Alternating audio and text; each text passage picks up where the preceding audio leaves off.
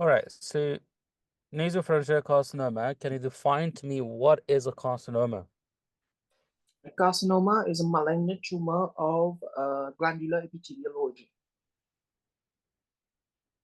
Yeah, so it's a tumor that is epithelial in origin. Your keyword is epithelial cells. How would you differentiate between benign and malignant tumors? Uh, Benign and malignant. The benign tumors will be slow growing, they will be capsulated and wouldn't cause local invasion and metastasis. Whereas, on the contrary, malignant will be fast growing, will have invasion of the local tissues, has potential to metastasize, and is not capsulated. Yeah, that's right. So, well done. I think you've answered it well, but you can make it a little bit more systematic.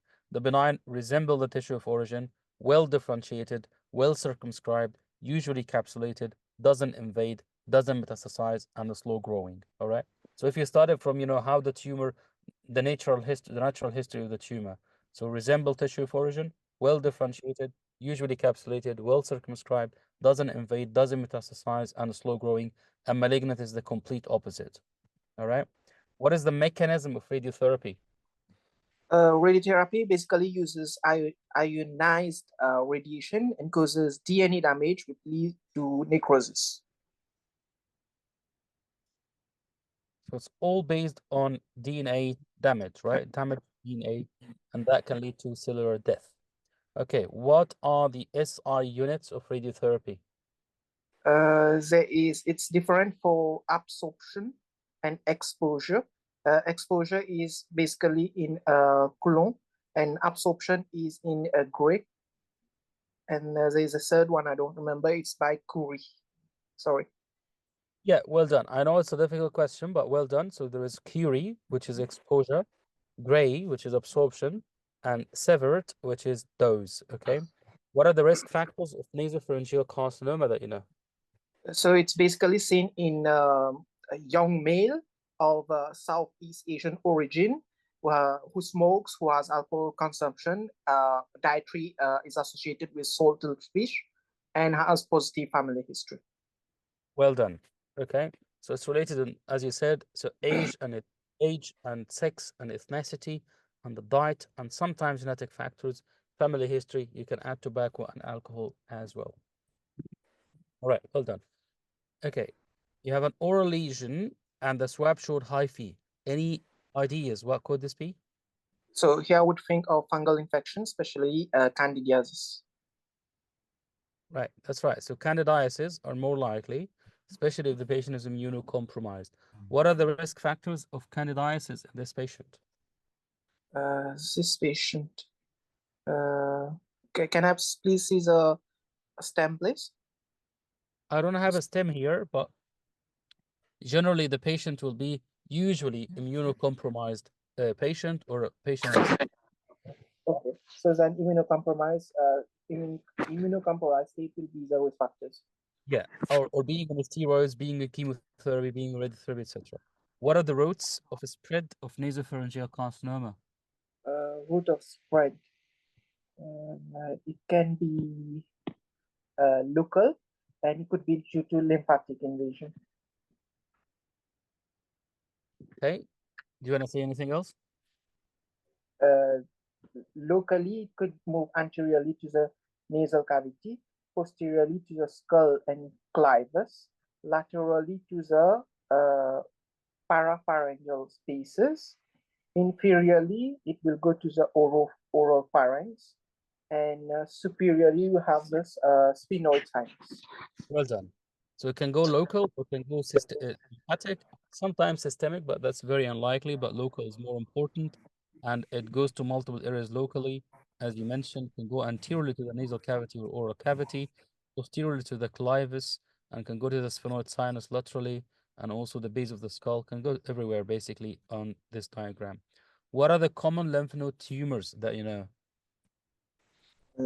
Tumors of the lymphatic system may be divided into primary and secondary. Primary, you have leukemia and lymphomas, and secondary are basically metastasis. Okay, well done. Very good classification, primary and metastasis, like HL, NHL, and also leukemia. How would you investigate metastasis to lymph nodes? Metastasis to lymph nodes. So, of in how you investigate. So we'll have to do blood tests, we'll have to do imaging, and we'll have to do biopsy. Imaging, blood tests, in case of the scenario, we can consider tumor markers according to the scenario. And then imaging, we can go for ultrasonography, CT scan, MRI, or even PET scan. And for cytology biopsy, we can send it for histopathological examination plus immunohistochemical staining.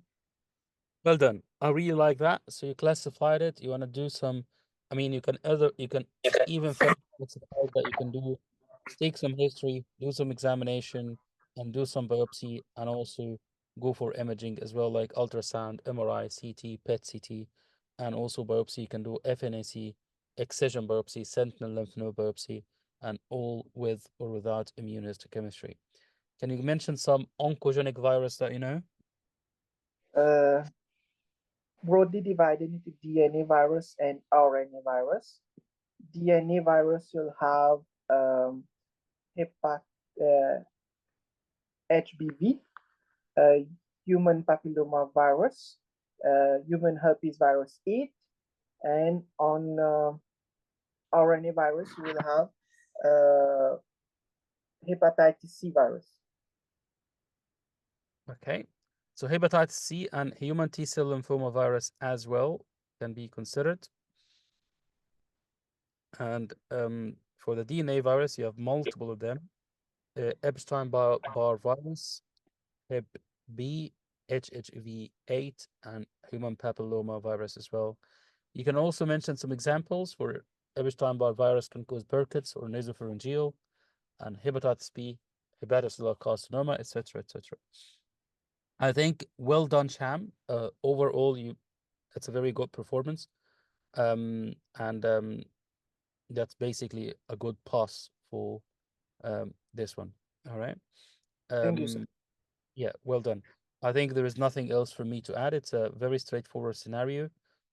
What the take from here is just to be very specific in the definitions. So carcinoma, there is only one word to remember. Only one word.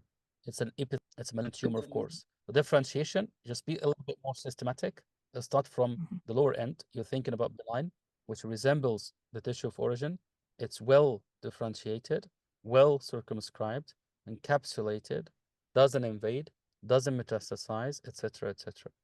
And the mechanism of radiotherapy, we talked about it as well. DNA damage is the main thing. And you talked about the SI units, you forgot one of them, but that's absolutely fine, absolutely understandable.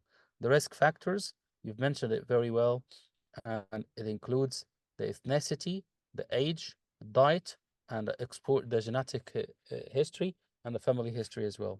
Oral lesions with hyphae, that's candidiasis, and it happens in patients at risk factors, those who are on steroids, those who are on radiotherapy or chemotherapy, and those who are immunocompromised, such as HIV. The oncogenic virus, you talked about them, you classified them very well. And how would you investigate? You can be more specific and more systematic. Take history, examine, do some imaging, and take some biopsy, and do the biopsy with or without immunohistochemistry. All right. Common lymph node tumors, I like the classification. Always classify or die. Classify or die. You always do benign and malignant, or you can equal and primary benign and malignant is all right. And where does the spread um, uh, um, locally? I think you talked about it very well, anterior, posterior, etc. etc. Thanks for doing that. Yeah, thank you, sir. Okay, could I please ask Solomon? I think Solomon is writing a few things in this screen. Could I please ask you that and maybe delete what you've just done?